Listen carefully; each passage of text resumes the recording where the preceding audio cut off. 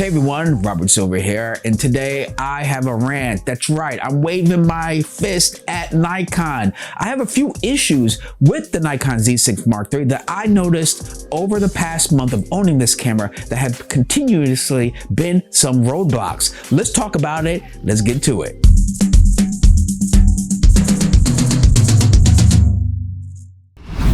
Okay, so I have a few notes that I took down over the past month that I felt that have continuously got in my way as a creator.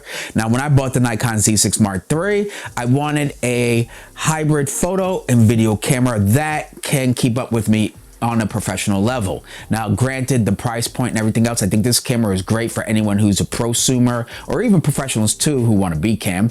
And it has some really impressive specs. So yes, I dished out my own money, bought this camera. I am not upset with my purchase at all. And this is not a poo-poo video on this camera, but yet I believe that if they can somehow take these suggestions and implement it, hopefully in a next firmware update or so, I think this can make this an even more appealing camera for those looking for that perfect hybrid photo camera, as well as a professional B cam for, let's say, the Nikon Z8. Just FYI, this video right now is shot with the Nikon Z6 Mark III, as well as the Nikon 50mm Z f1.2 lens shot at f2.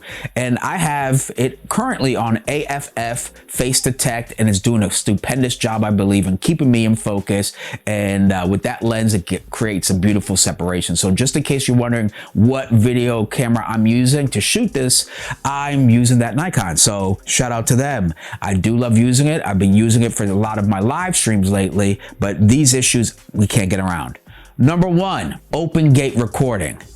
Nikon has a beautiful new Z mount, super large, allows us to have up to 1.2, even 1.0 or 0.95 f-stops. So it's a huge wide camera mount, and there's a lot of capabilities and a lot of benefits to it. One should be that we utilize the entire full sensor when being able to record video. I think that would be fantastic.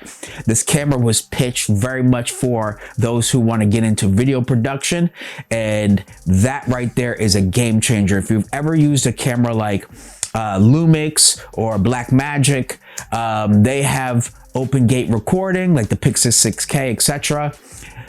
I absolutely believe this camera could have had it as well. It really helps those who are a content creator and may only have one camera. This camera could be that. You could capture great still images as well as fantastic video. And if you're shooting for yourself as a content creator or a client, having one camera that can do it all, because when you can utilize the entire sensor more at a 4:3 versus a 16:9, now when you're shooting at 4K or even better yet 6K, because this camera can do it, now you have more, an amazing amount of resolution when you crop for, let's say, vertical video content. That would have been clutch. So right now we're actually not utilizing I don't know, 10%, 15% of the top and lower portions of that sensor, since it records at 16:9. So I so wish, and I don't think it could have been that much more difficult since it's already capable of recording 6K, to give us open gate. I think that was like something that was definitely missed and would have set this camera apart, because no other camera at this price point aside from Lumix cameras provide open gate recording. So that would have been an amazing, appealing feature that I believe as a video content creator that this camera missed out on, and I hope that they can add it later on in a firmware update. The next thing is unlimited recording. Now, this got in my way. Recently, I was hired by a nonprofit to shoot several videos. So we spent like 2 hours, 3 hours just recording talking head interviews. And another thing that I used it for was for long corporate meetings. So I would just set it, press record, and forget it. Both occasions, it stopped recording at certain points, as well as it one time it actually showed me the warning sign for the heating. So that was for the corporate meetings. I had to record their meetings, and it showed the heating sign. And that, my friend, is very scary for me, because I can't stop, switch a battery, I'll miss sentences, etc. That is a no bueno. That I can't even faithfully rely on being able to shoot this camera for as long as I need to, depending on my client's needs. So unlimited record time is so amazing. If you ever had the ability of having a camera that shoots unlimited record time, at least up to 4K at 30 frames a second, it's such a game changer, and it's so nice to be able to rest and relax and not worry about that heating or warning sign popping up. Now, granted, there's no built-in fan, so I didn't even put that on my list, but yes, a built-in fan would have helped with that unlimited record time.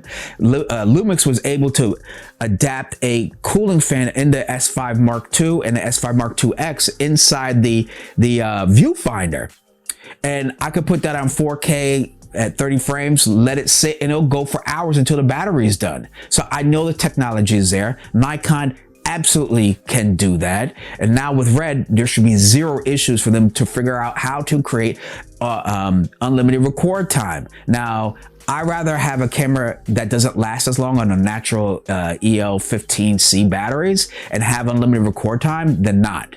Why? Well, then that leads me to my next complaint, is because I want my cameras to be able to work with third-party batteries. Okay, the Z8 does. And what I mean by that is, in a professional setting, like I was just mentioning, and I want unlimited record time, I could put a V-mount battery, 99 watt, 150 watt, whatever it is, and just let it go.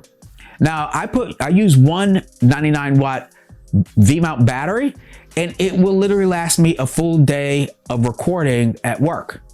I love those. Those are tremendously advantageous for any video content creator, especially if you're a video production or cinematographer. You know you have a bag of V-mount batteries. So to have a camera that doesn't allow you to use a V-mount battery, it's it's a non-starter. It's a non-starter. I cannot pick up the Z6 for professional work and say, this is gonna help me out. No, I need one battery. I can't worry about swapping out batteries of EL15Cs, because once you have your whole camera rigged out in a cage and a monitor and the handles and everything else, to get to that battery is a pain in the butt. That's the whole point of having a V-mount battery, so you don't have to keep swapping them out, and you don't have to worry about the power going out on you in the middle of your shoot or an interview. You gotta be able to have access or capability to use that V-mount battery with the Nikon Z6 Mark III. Especially, as I said earlier, it was heavily advertised as a amazing hybrid video content creating tool. So if you're a video content creator worth any salt, you understand the importance of being able to use a V-mount battery. I've used three brands of V-mount batteries. None of them worked. A stupid little warning sign saying this battery can't work with this camera, but yet with the Z8, I don't have any issues. I don't have any issues, and that's why I've used the Z8 on numerous professional projects, because I can use a V-mount battery. Two more things. Next thing is playback in slow motion. I love that you could do 120 frames 4K or 240 frames in HD. I absolutely love it. I'm so glad we can do that in this camera that is super compact, travel friendly, everything. But I need to be able to play it back. I need to see what it looks like when I shot it. I can't wait to get home, slow it down, and see what I got and how it looked. That's too late. And oftentimes, especially with a paid project, that means I would have to incur fees of rehiring people or begging my client to reshoot it, and I just look like an idiot. I want to be able to preview that slow motion like I can in the Nikon Z8. So therefore, Nikon, I already know you could do it. You have done it. I need to be able to preview that slow-mo in camera right there to know whether I like that shot or not. And so please give us that playback in slow motion feature that you have in the Z8 in the Nikon Z6 Mark III. That is such an easy fix. I don't know why I don't see it. I tried searching for it, but I found it in the Z8 very easily. Hopefully that could be in the next firmware update. Let's get to the last thing. The next thing is shutter angle. Okay, now granted, I get the same effect when setting the shutter speed if I just set the shutter speed, right? But in actuality, right, because if you're using, okay, let me slow down. If you're using shutter speed to set your shutter speed for video, you tend to go twice the reciprocal, right? So if you're shooting at 30 frames a second, you tend to go 1/60th for your shutter speed to get the average or more realistic motion blur in your frame when you're shooting video. In the world of cinematography, videography, we go back to the tradition of shutter angle with a rotating disc. And the larger the angle, the more motion blur. So with that said, we tend to like to set our shutter angle to 180 degrees for our shutter angle to get what we normally got with the equation I mentioned earlier. If you're shooting at 30 frames a second, you tend to put your shutter angle at 1/60th. So with all that said, it's not like the most, that's not the most biggest deal of the complaints I have for today, but it does make a difference. It does add a touch of, hey, I'm paying attention to what cinematographers and videographers in the professional world actually expect from our cameras, because we do expect that. We tend to get only shutter speed option in consumer-based or for still camera-based cameras. Now, as soon as I get a camera that's more in line with cinematographers' needs, it will have a shutter angle option.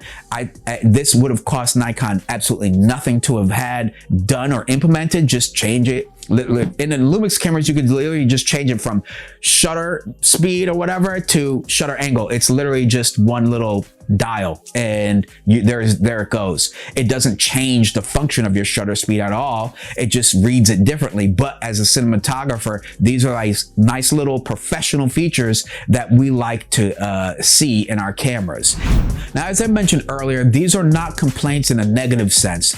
Absolutely not. I love my purchase of the Nikon Z6 Mark III. I think what I bought it for is exactly what I'm getting out of it. These are really just suggestions and recommendations that I hope Nikon implements into this camera later on, that I believe can be done for the most part through firmware updates, except maybe unlimited record time, because there's a lot of heat generated. So I can see that being an issue without internal fan. But with all that said, everything else I believe can be fixed. And it will make this camera the ultimate hybrid camera. The only thing that I believe that can rival this camera at this price point for video is going to be the Lumix S5 Mark II X. You want to make sure that this camera is a choice, a number one choice or number two choice, like B cam or something, for all professional cinematographers. If professionals want to pick up this camera, everybody else will. There's no novice that's serious about photography that doesn't want to own the Z9. It's whether they could afford it, whether they could justify the cost. If they could, they would buy it. They would buy it. With that said, if professionals want it, everybody else will get it. Z6 Mark III is about 95% there. If these small little fixes are made, I guarantee you, professionals want it, then everybody else will buy it. It's just that simple. Anyway, it's just my little rant. Let me know what you think about what issues you feel that they could better improve with the Nikon Z6 Mark III. Of course, I'll leave a link to the camera down below. If you're thinking about picking up this really valuable camera, it's a great value. It really is. I love it. I'm recording with it now. If you have any questions, comments, concerns, post them down below. I'm your host, Robert Silver. Until next time, keep shooting, stay creative.